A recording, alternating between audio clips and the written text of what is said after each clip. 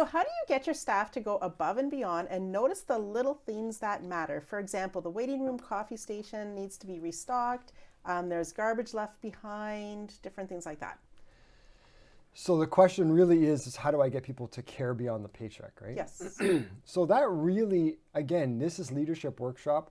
How do I instill in people a desire to care beyond the bare minimum, right? How do I get them to see that these things matter? Well, first of all, it starts with training and leadership. Boy, where have I heard that before, right? I can't tell you how many times. Well, I can tell you how many times. Every month, right? Every single month, we had a team meeting that was 3 hours long. Right. And yeah, we took breaks and we had breakfast together or lunch or something, depending on the time of day that it was. Generally, we try to do them mornings if we could. We'd have breakfast. We'd get a meeting space. We would have breakfast together, and then we would go into some team building and then training. I always talked about the patient experience. I don't think there was a single meeting where I didn't talk about the patient experience. And just keep drilling that home, that people notice stuff. Like I probably told the story of Walt Disney's $100,000 piece of chewing gum. I've told that story, I don't know, probably 1,000 times to team members in team meetings in various settings, because people don't understand how seeing a piece of garbage on the floor matters. Why, if the bathrooms aren't spotless, that it matters and what that translates into. Right? So rather than me going through all of that right now, I will just direct you back to the platform where you have all of this training. Very particularly, there is patient experience in category 1, positioning. That workshop in itself is excellent. The leadership workshop on how to do this stuff from a leadership perspective, which I will tackle in just a second. And there's one other thing that jumps to mind, which is in a lesser known course in the platform that we don't really move people through that much, but I recommend it where necessary, which is called the self-managing practice. And in there are a few modules on this specifically. And I mean, the difference as a business owner, right, watching this, what a difference it makes when you have a 5-star experience versus a 3-star experience. But your team doesn't know. So this blew my mind one day. In a team meeting, I had this thought. I thought, I've stayed at, I don't know how many Ritz-Carltons. I've been very fortunate, very blessed, and I've probably blown more money than necessary on these kind of things. But if you want to create that experience, you need to understand that experience. Mm-hmm. So having had that experience myself, I asked my team, how many people have ever been to a Ritz-Carlton? No hands went up. So it's well, how am I expecting people to hold the standard? They don't know what it is. Mm-hmm. So that's kind of when we went to work on, okay, I don't need to put them all on a plane and fly to the nearest Ritz-Carlton. I need to teach them what it means.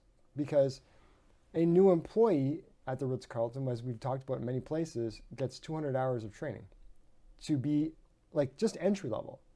That's not too advanced. That's just entry level. That's to be the least employee on the totem pole, to get in the door. Yet we expect people to do these things with zero training, zero understanding of what it actually means to deliver a 5-star service. They don't know what it is. Yeah. Right? How many people have eaten at this restaurant in town? Nobody. Right? I remember this clearly because I did this in a team meeting, and I'm like, wow. We're starting from scratch.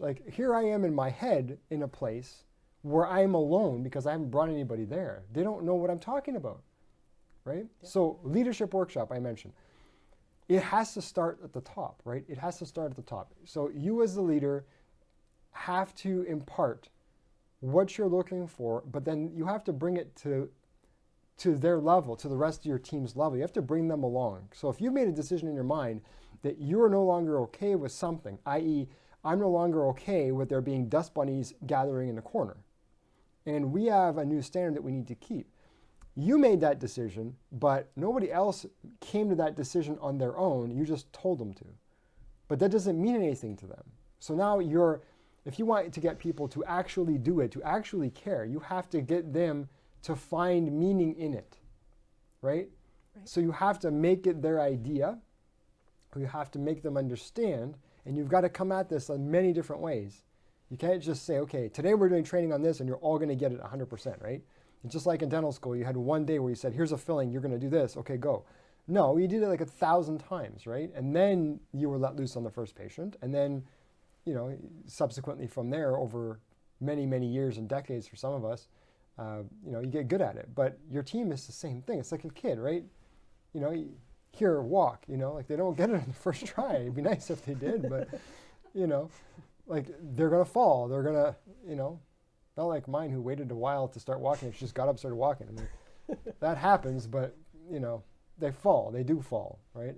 And you got to be prepared for that. And we got to have some patience with our team as we take them through this. Now, how do you do that without blowing your brains out, to be quite honest, is you have a systemized meeting schedule. Once a month, just have an all-team meeting for 3 hours like we did. Now, oh, it's a lot of time, it's wasted production. Yeah, it is, but it's not. Because if we add it up, and for our office, by the way, a half a day was not a small number.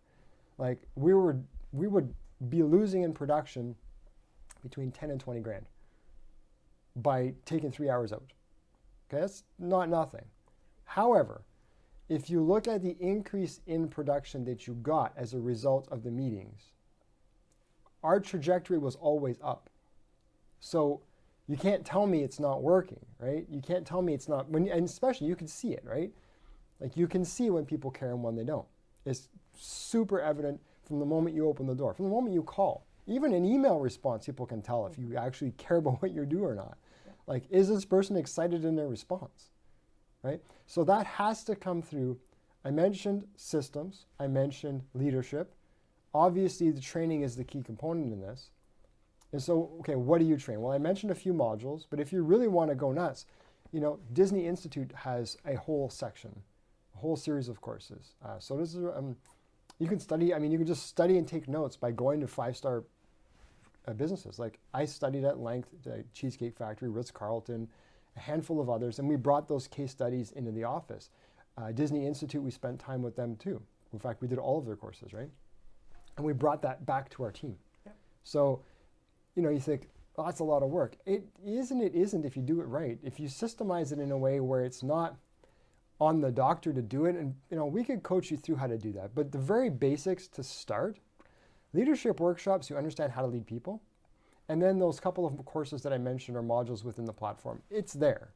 It really is there. If you're ready for a next level, and some of our upper level practices are people who've been with us for a couple of years, we are coaching them through next steps. Like how do you what do you do next? Like, okay, I've implemented all of this. We're already a 10 out of 10. I want to be a 12 out of 10 in my market, right? How do you do that? Well, okay, now here's what I learned to teach you when I'm teaching you. And you should go get it there, right? And we do this in private group, by the way. This is the whole premise of private group, right? Private group, I just share everything that I learned from mentors and anyone that I've studied over the years, and I'm just giving that to our group, right? So session by session, I'm giving people directly from the horse's mouth, so to speak. I'm even giving them my handwritten notes in many cases, like so people can actually see. It's kind of interesting, right? You know, they can see, oh, here's when he came up with this. Here's when, you know, this started to become, you know, so you can kind of see the pathway that I took. And it's interesting because it helps people to understand on another level how to create that themselves, right? But that's like, again, now we're talking like advanced, right?